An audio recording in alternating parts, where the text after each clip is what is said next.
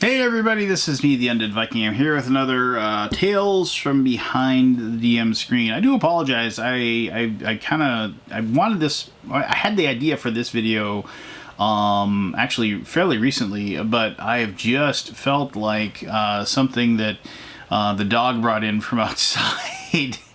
I have felt horrible for the last like week or so. I don't know what the deal is. I mean, I've just been tired. I've had all of these wonderful symptoms that if I Googled them, it just said, "You've got the corona." And I don't say that to be joking or anything like that. I was like actually concerned about the fact that I thought I would. So I went and got myself tested, and thankfully came out negative, which was a great relief to both myself and my family and what have you. But did not change the fact that I have just not felt good at all for quite a while, and I'm just starting to feel like I'm on the mend. So here I am. I'm going to be doing this video. I don't say that to be like, you know, look for sympathy or anything like that. Just maybe as an explanation that I've been wanting to do this video for a while, and I just haven't been able to do it. And this is actually not one that's been suggested. People have been giving me lots and lots of suggestions. I'm going through them, and most of them are excellent, fantastic. It's just whether or not I think I can say anything smart about the suggestions that you're giving me. But if you have any RPG content you'd like to hear from me, as far as like a suggestion of like whatever, anything at all, please tell me. If you want me to review like some RPG content and you think there's something really awesome out there that I should take a look at and take a read, I'd like to hear those as well. But anyway, as this one says, as the clickbaity title says, the one word that Dungeon Masters need to get comfortable with saying. And I'm sure some of you probably would guess this, but that word is no. And I'll dive into this a little bit more, but I've definitely heard of like people like saying so that the dungeon masters are like this equal partner at the table, and they need to, you know, be there to just kind of facilitate the rules and take on the roles of all the bad guys in this particular adventure or what have you, and that's what their role is. That's what they're supposed to do, and to, you know, and they're there to just kind of help like keep the ball rolling, if you will, and so that everybody can have this like moment of enjoyment as the story unfolds, and each person's character in that story you know, gets to shine, if you will. Now, I'm all for that. But here's the deal. A good game master, referee, dungeon master, whatever you want to call them, they are going to know what needs to be done or not done when it comes to their adventure. I've talked about this a lot. I think good dungeon masters steal, as far as like they steal ideas from books they read, from TV shows they watch, you know, from other dungeon masters, things like that. I think good, you know, so good ones steal. And then the other thing that good dungeon masters do is that they cheat.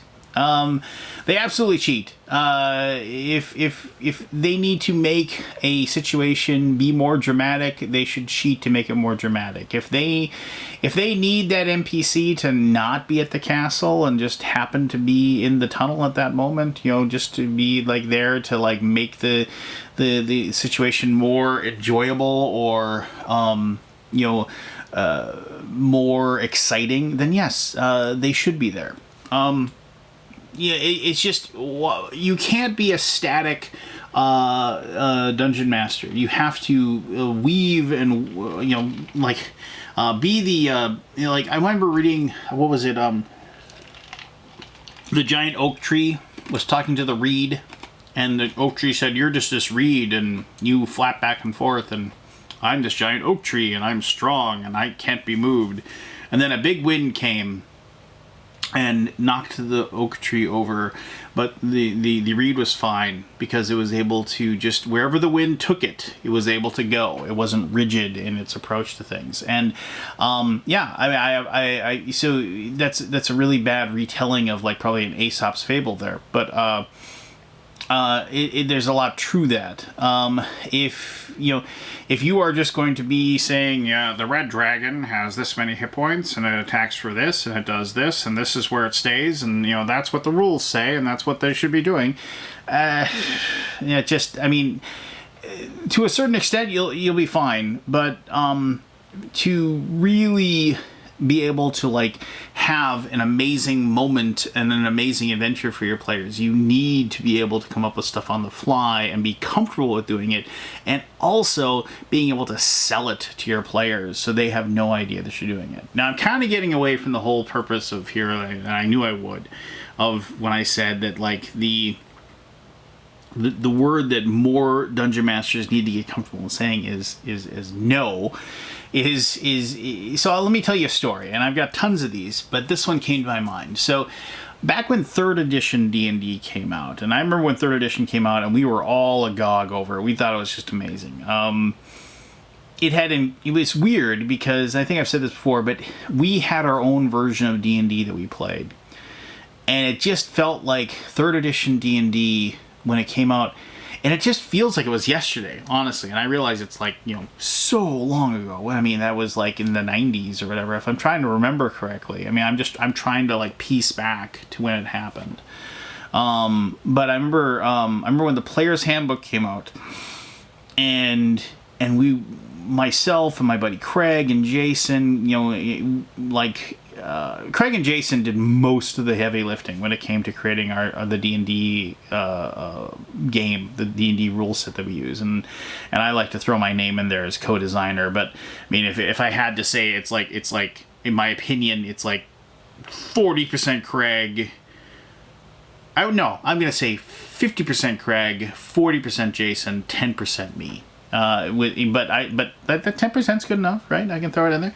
But I remember when we were pouring over it, and we were just astounded that like it just seemed like they had taken they had taken all the ideas that we had for our version of D&D, and they had just taken them and ripped them out and put them in there. Now, we joked that they had like listened in on on how we played and what have you, but I like to think, and the other the people in our group like to think it's just like, no, we just had really good ideas, and their designers had the same really good ideas, just as coincidence. But regardless, when 3rd edition came out, there was like this huge increase in splat books. And by splat books, if you don't know what that means, a splat book is just like, here's a book of like 20 different new multi-class options, and here's a book of like 20,000 new magic items, and here's the book for the complete guide to this class, and with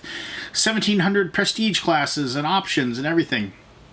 And so it was all of a sudden, it was just like kaboom. Like, instead of just I'm a cleric, it was like I'm a cleric, but I have all these other things that I can be, and I can add to my character, and I can change this and that and the other thing.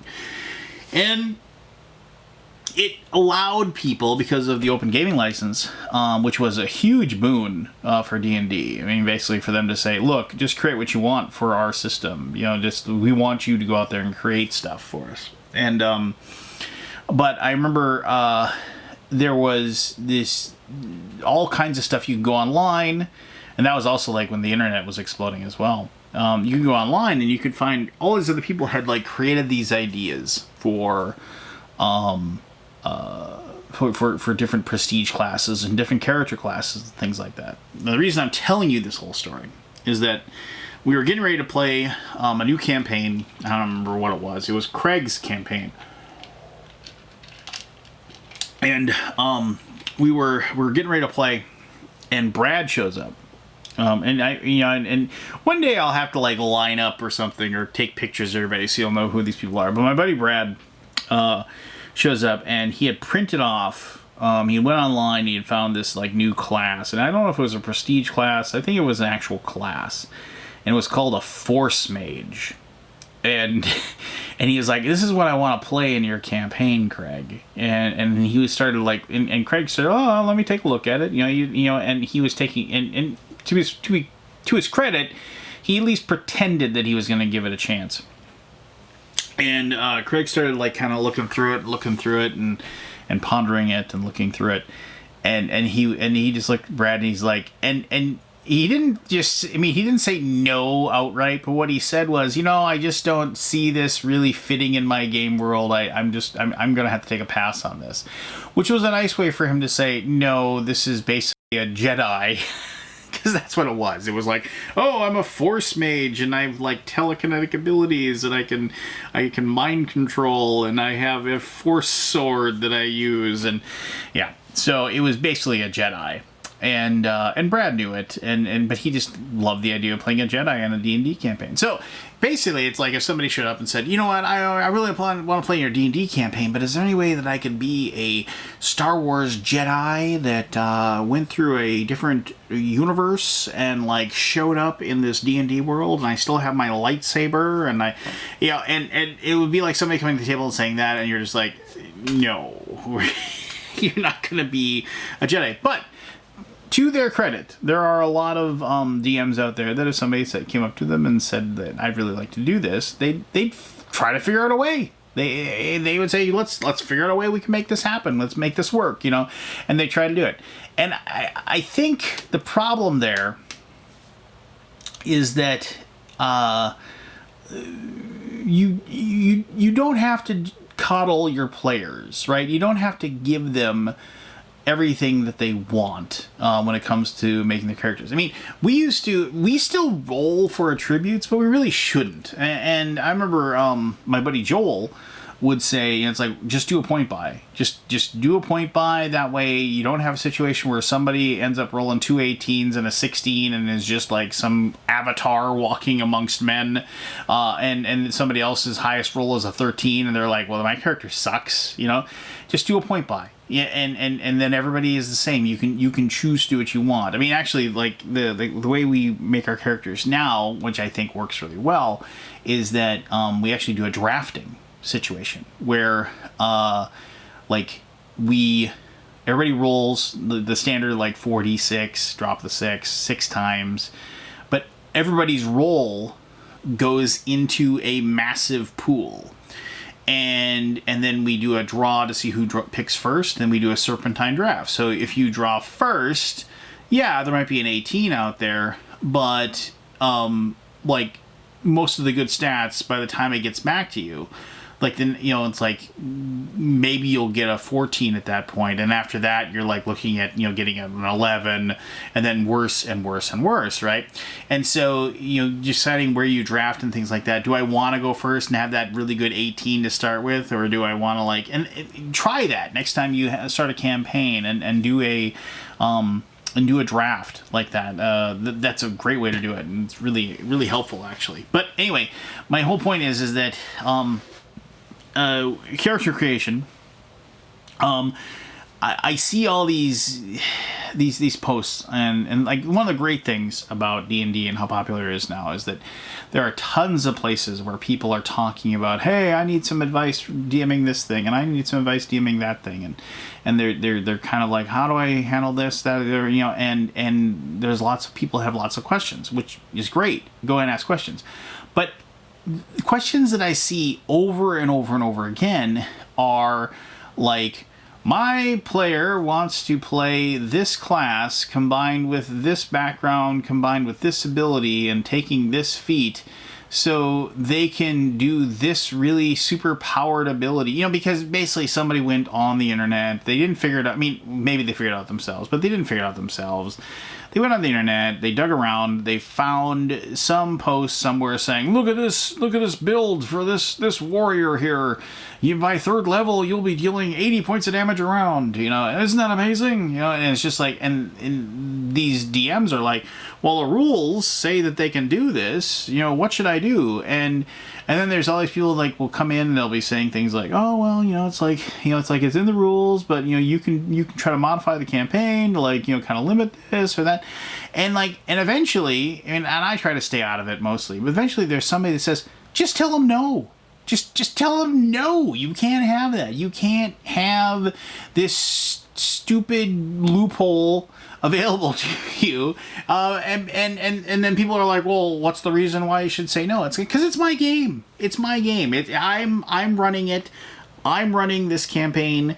I'm not going to allow that. That's just not going to happen. And I think for the good of the campaign, you don't want to have some person. I mean, I had a character like that in Pathfinder, when Pathfinder was like completely broken, and I did the math one time, and I just said, you know what, we're going to play Pathfinder, I'm going to power game. I'm going to try to just figure out exactly what I need to do. And I went through and I figured out how to make a warrior with power attack and cleave and all these things that would just make him an absolute murderer when it came to combat. And it was just, but it wasn't fun. After I got to 6th level, I was like, this is boring. I'm not enjoying this. The other players at the table aren't enjoying it because the monsters that I'm running into have to be super tough for them to withstand more than one round of combat from my character. There was just this long line of things that just didn't work. It just didn't work, and I was bored, and I ended up quitting that campaign. I think the campaign kind of petered out. One of the two things happened. So take control, grab it with both hands, take control of your game, take control of this DM screen, and just tell the player, no, you can't have that. I'm sorry, it doesn't work like that. And you can do that later in the campaign too. If 3 or 4 sessions down the road, you're like, yeah, that spell, it doesn't work like that anymore. We're gonna change that. We're gonna alter it. And it's just and if the player's like, why do I just because I don't want it to. It doesn't make the game fun. It's making the game less fun for everybody else for you to have that ability, and you need to realize that. I'm not trying to be angry here. It kind of just annoys me. And I realize that this is just my opinion and it's just where I'm at. But I mean, I firmly believe that we need to kind of push the whole, I know there are very popular people out there who show how they DM and that have massive followings and people are emulating that, and that's great. I think that more people should. If you need to draw, obviously those people are successful, but if people want to draw inspiration from those, have at it, right? Go for it. But don't forget that the game is yours. As the dungeon master, as the game master, as the referee, you are in control of this world. You get to decide what works and doesn't work. If a player says, well, I should get to do this, it's okay for you just to tell them no. And if they say why, you can say, because I'm running the game. That's why. And now we're going to move forward. And if they try to argue with you, you can tell them, I am more than happy to discuss this with you after the session or tomorrow or whatever, and we can talk this out.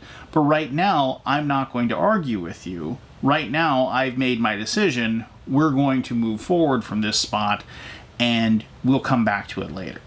And that's just going to be the best situation for everyone, because nothing is worse than a long, drawn-out argument between players, between the GM, at the gaming table, when you should be sitting there playing the game. Now, this whole no thing works for tons of other things as well. If somebody says, well, can I go to the next town and see if the Thieves Guild is willing to help me out with this? No. Why? Because you want to run off on your little solo adventure here while everybody else is doing their own thing? I'm not going to run two things. For the good of the fun for everyone, you can't do that. Yes, it is a completely valid idea. It is something that would possibly work, but the other 5 players don't want to do what you're doing. So I'm not going to spend an hour with you trying to hammer this out for you. That's not going to work. If somebody wants to say, you know what, to heck with this, I'm murdering the shopkeep, you can just say, no, you're not. You're not going to do that. You think about it, you get really angry because he won't sell you the magic sword for less, but cooler heads prevail because you don't want to be dragged off to the dungeon and have your head cut off. So instead you go back to the tavern and you have a drink and you think about what has happened, why you're so angry, and realize you're not mad at the shopkeep, you're mad at yourself. So now you take a break and we're going to go do something else here. It's okay to say no. But remember, you can't just be like no and no and no and no. You're going to be that reed flapping in the wind. Here we come all the way back, right? You're going to be that reed that flops in the wind, and you are going to be saying yes to things that are good ideas. You're going to be saying no to things that you don't agree with, and that's just how things are going to work. And you have to be prepared to figure out what is best for you and best for your gaming and best for your limited amount of time that you have to play D&D, and make the most of it while you're doing it. So there you go. That is the most important word that a dungeon master can use, and that is no. Try it more often. I guarantee you it'll work better for you. But regardless, to any of that, thank you very much for watching this. Again, if you have any ideas for videos or suggestions about anything, whatever, please leave those, comment, say what you got to say. Thank you, as always, for hitting the like button, hitting the subscribe button, hitting the notify bell thing, whatever it is. Do the things. You know how to do the things, and I appreciate that very much as well. Until next time, I'm the Undead Viking. Be the best version of you can possibly be.